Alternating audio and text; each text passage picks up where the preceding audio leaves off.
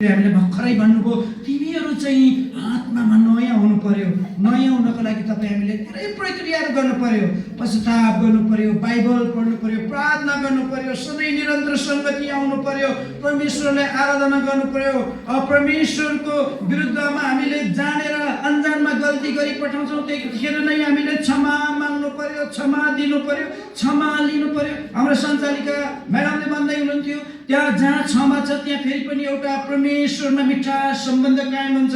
जहाँ क्षमा छैन, जहाँ घमण्डले बास गर्छ, त्यहाँ पाप आउँछ। त्यो पापले चाहिँ तपाईँ र हामीलाई थाहै नपाई अनिला अनुबेघाका पुर्याउँछ, मृत्युमा पुर्याउँछ। छोडिदिनुहोस् तपाईँहरूको फोन एकछिन। आज 2 घन्टा फोन नचलाउँदा तपाईँहरूको सास गएछ, तपाईँहरूको प्राण खुस्क्यो भने त्यसको जिम्मेवारी म लिन्छु। प्लिज फोन टच ल। त्यसले गर्दाखेरि परमेश्वरको वचनले भन्छ, फेरि पनि म त्यस पदलाई पढ्छु, यसकारण कहाँबाट तिमीहरू खसेका छौ ए मन खुदाम, तिमीहरू कहाँबाट खसिस् न परमेश्वरको सेवाकै गर्नु। पास्टर बुवालाई सघाउने कार्यमा त कहाँबाट चुकिस्, मण्डलीको निम्ति प्रार्थना गर्ने कुरामा त कहाँबाट चुकिस्, मानिसहरूको बिचमा गएर सुसमाचार सुनाउने प्रक्रियामा त कहाँनिर चुकिस्, दशांश दिने ठाउँमा त कहाँ चुकिस्, परमेश्वरको भण्डारमा ल्याउने कुरामा त कहाँ चुकिस्। ती कुरा त हेर, खोज र त्यही ठाउँमा त पश्चाताप गर भनेर परमेश्वर भन्नुहुन्छ।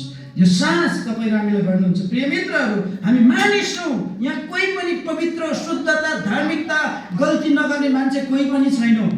तपाईँले छ भन्नुहुन्छ भने त्यो मान्छे झुट हो। हरेक मान्छेले गल्ती गर्छ, हरेक मान्छेको कमजोरी हुन्छ यो संसारमा भएको कारणले। तर गल्ती हुने भएपछि परमेश्वरले प्रेम गर्नुहुन्छ। सायद प्रभु येशू ख्रीष्ट तपाईँ र मेरो निम्ति यो संसारमा आजभन्दा 2025 वर्ष अगाडि नआउनु भएको थियो भने, तपाईँ र मेरो निम्ति बलिदान नहुनु भएको थियो भने, नमर्नु भएको थियो भने, नगाडिनु भएको थियो भने, र बौरी नउठ्नु भएको थियो भने तपाईँ र हाम्रो यो समय हुने थिएन।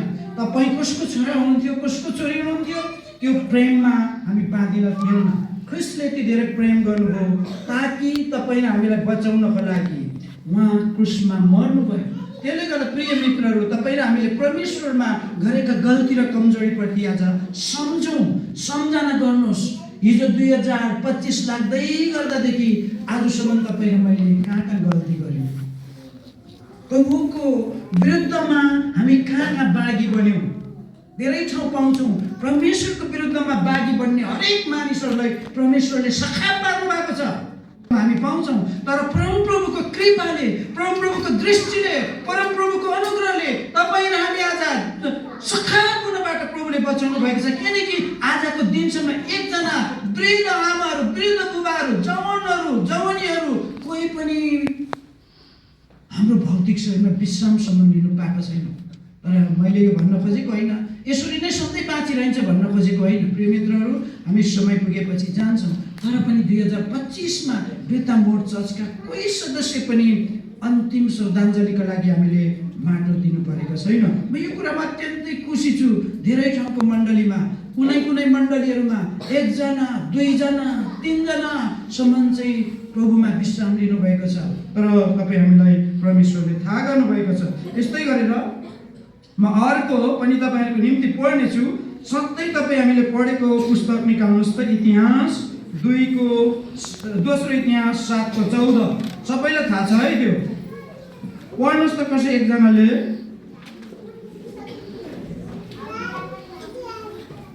पाउनुभयो? पाउनु भएन, ढिलो हुन्छ, म आफै पढ्नेछु। दोस्रो इतिहास 7को 14। तपाईँ र हामीलाई परमप्रभु परमेश्वरले यो साँझ यो भन्नुहुन्छ। प्रिय मित्रहरू, सबै बेबीहरू हल्ला नगर्ने, साइलेन्ट प्लिज, मोबाइल अफ गर्नुहोस्। यहाँ यस्तो लेखिएको छ 14मा, यदि मेरो आफ्नै नाउँ दिएको मेरो प्रजाले आफैलाई नम्र पारेर प्रार्थना गर्छ र मलाई खोजेर आफ्ना दुष्ट चालहरूबाट फर्कन्छ, तब म स्वर्गबाट तिनीहरूको प्रार्थना सुन्नेछु र तिनीहरूको पाप क्षमा गर्नेछु र तिनीहरूको देशलाई म स्वास्थ्य पार्नेछु। आमेन। परमेश्वर भन्नुहुन्छ, परमेश्वर तपाईँ र हामीलाई आजको यो साँझ भन्नुहुन्छ परमेश्वरको वचनद्वारा, यदि मेरो आफ्नै नाउँ दिएको मेरो प्रजाले, कसको नाउँ? मेरो आफ्नै नाउँ दिएको प्रजाले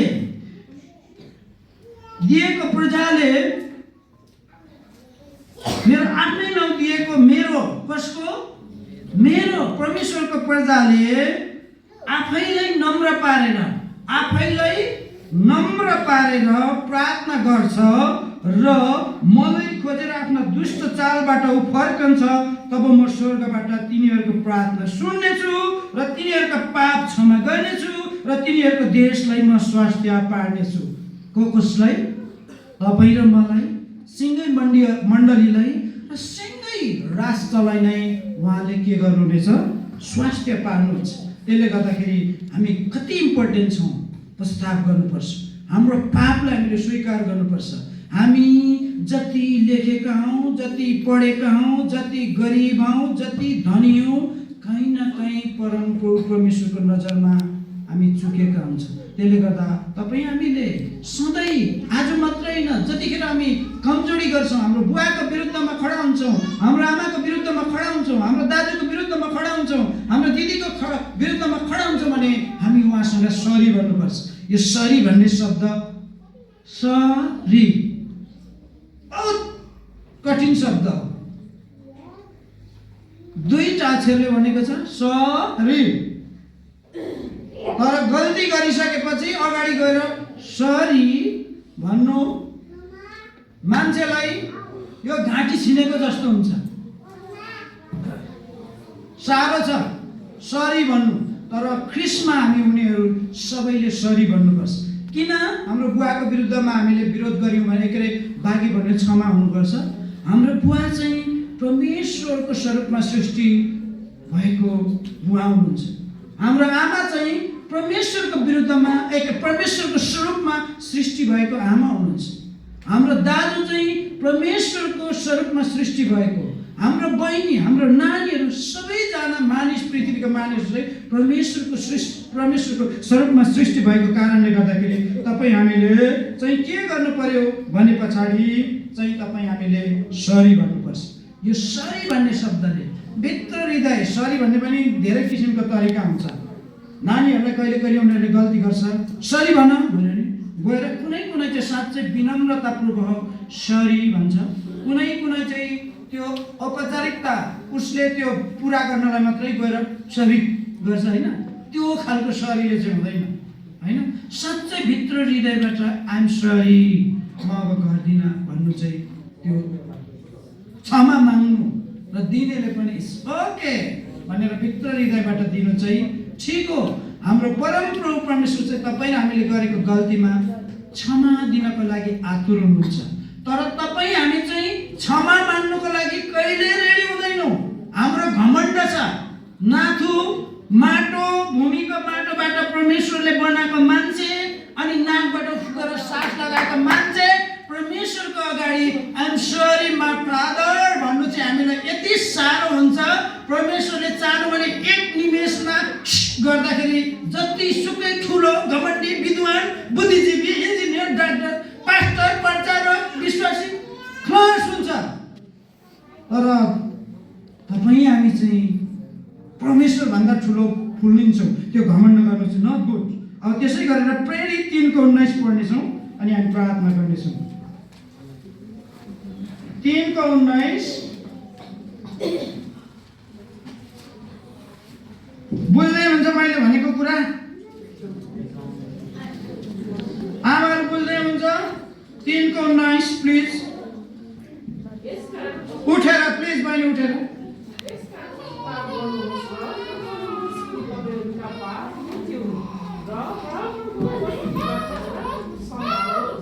आमेन। तपाईले हामीलाई परमप्रभु यसो भन्नुहुन्छ, यसकारण पश्चाताप गर्नुहोस् र फर्कनुहोस्, पश्चाताप गर्नुहोस् र फर्कनुहोस् कि तपाईँहरूका पाप मेटिउन् र परमप्रभुको उपस्थितिबाट आनन्दको समय आओस्। यसकारणले चाहिँ के जोड्छ हजुर? त्यो भन्दा अगाडि केही कुराहरू भएको छ भन्ने कुरा जोड्छ प्रिय मित्रहरू। के?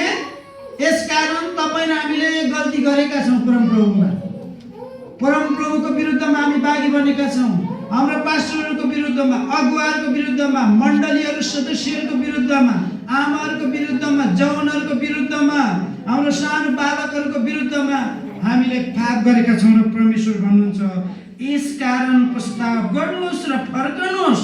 पश्चाताप गर्नु भनेको चाहिँ के हो? हजुर,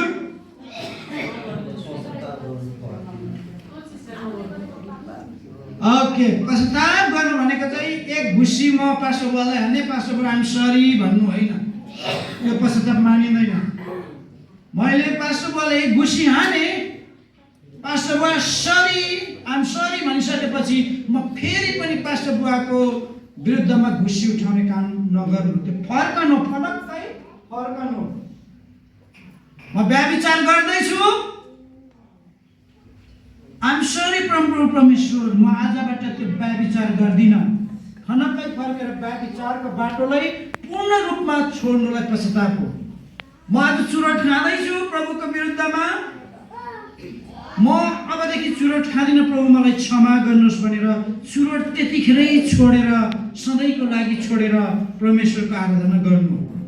म ढाँट्दैछु, आजैबाट म त्यो ढाँट्नु छोड्नु र कहिल्यै पनि नढाँट्नु चाहिँ पश्चाताप गर्नु।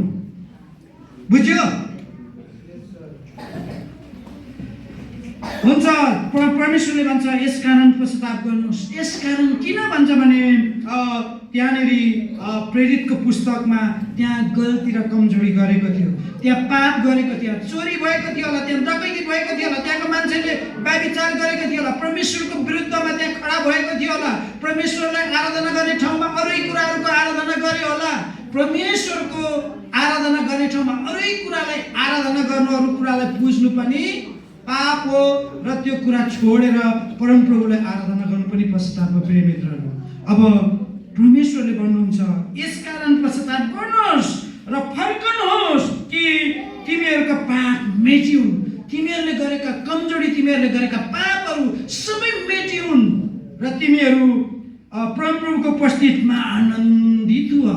परमप्रभु परमेश्वरको उपस्थितिमा हामी सबै चाहिँ त्यो पापबाट फर्केर आनन्द हुनुपर्छ। जब पापले हामीलाई घेर्छ, पापले पक्रिन्छ, परमेश्वरको विरुद्धमा हामी खडा हुन्छौँ, त्यहाँनिर विभिन्न सङ्कट, विभिन्न अप्ठ्यारो परिस्थितिहरू आउँछ, त्यहाँ चाहिँ सधैँ पीडाहरू आउँदछ। त्यसले गर्दाखेरि त्यो पापहरूले हामीलाई राम्रो काम गर्न दिँदैन। प्रिय मित्रहरू, त्यो पापबाट फर्किनु र परमेश्वरमा आनन्दित हुनु चाहिँ पश्चाताप हो। र त्यसले गर्दा आज हामी 2025 भरि हामीले गरेका सबै पापहरू सबैभन्दा पहिला परमप्रभुमा पश्चाताप गर्ने, सबैभन्दा पहिला परमप्रभुमा पश्चाताप गर्ने र त्यस पछाडि अगुवाहरूसँग क्षमा माग्ने, अनि त्यस पछाडि हामी एक आपसमा अँगालो मारेर हात मिलाएर क्षमा माग्ने, ताकि फेरि हामी त्यो गल्ती नदोहोरियोस्। होइन, हाम्रो बुबाहरूको बिचमा टक्राव होला, के होला, कसो होला, त्यहाँ पनि त्यो पाप छ। त्यो पापको कारणले गर्दाखेरि हामी परमप्रभुमा आशिषित हुन सक्दैनौँ। प्रिय मित्रहरू, त्यसले गर्दाखेरि बुवा आमामा, दिदी बहिनीहरूमा फल्नाले यस्तो राम्रो लुगा लगाएछ, म पनि त्यो लगाउँछु, त्यसले देखाएको एक खालको ईर्ष्या जागेको होला। होइन, बुबाहरूले बाइक किन्यो, त्यो बुवाले बाइक किन्यो, त्यसले त्यसो गरेर किन्यो, म पनि किन्छु, त्यो पनि पाप हो। ईर्ष्या गर्नु र ती सबै कुराबाट तपाईँ हामी फिर्किनुपर्छ। जवानीहरूमा पनि होला, विभिन्न जवानीहरूमा यो जवानले यो यस्तो गर्यो, त्यो जवानी यस्तो, यो घमण्डी, त्यो जान्ने, यी सबै कुरा मण्डलीमा हुनुहुँदैन। र हामी सबैले पश्चाताप गर्ने आज, र परमप्रभुमा पश्चाताप गर्ने र परमप्रभुतिर फिर्किने। उहाँले सबै हाम्रो पापहरू मेटिदिनुहुन्छ र परमप्रभुको उपस्थितिमा हामी आनन्द मनाउनेछौँ।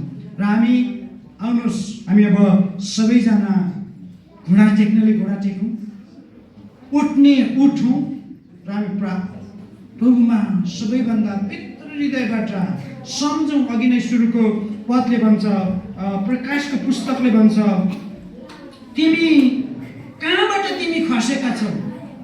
हेलो साथीहरू, एकछिन, तिमीहरू कहाँबाट खसेका छौ त्यो कुरालाई खोजी गर। म कहाँबाट खसे, परमप्रभुमा आराधना कहाँबाट चुके, त्यो कुरा सम्झौँ र अनि हामी परमप्रभुलाई भनौँ प्रभु म यो ठाउँमा खसेँ, मलाई क्षमा गर्नुहोस्। अब 2026 मा म त्यस्तो क्रियाकलापहरू मलाई दोहोरिन नदिनुहोस्। म दोहोऱ्याउन चाहन्न। मलाई तपाईँले दया गर्नुभएको होस् र म तपाईँको समीप गएर तपाईँलाई आराधना गरेर आनन्दित हुन पाऊँ, आनन्दित हुन सकौँ भनेर परमप्रभुमा हामी भनौँ। प्रभुलाई भनौँ। प्रभु सुन्नुहुने परमेश्वर हुनुहुन्छ। प्रभुलाई पुकारा गरौँ, प्रभुमा घुँडा टेकौँ। हामीले पुरानो कालतिर हामीले हेऱ्यौँ भने जहाँ समस्या हुन्थ्यो त्यहाँनिर मण्डलीहरू अगुवाहरू उपवास बसेर घुँडा टेकेर अनि खरानी धसेर एकदम चाहिँ बोराको लुगाहरू लगाएर दिन रात प्रस्ताव गरेर अनि प्रभुको नजिक जाँदै उनीहरूले फेरि आशिष प्राप्त गर्थे। के तपाईँ हामी आज आशिषित नहुने? के हामी प्रभुमा प्रस्ताव नगर्ने? त्यसले गर्दाखेरि म जवान भाइ बहिनीहरूलाई एउटा भजन गाउनको लागि आग्रह गर्दछु। कृपया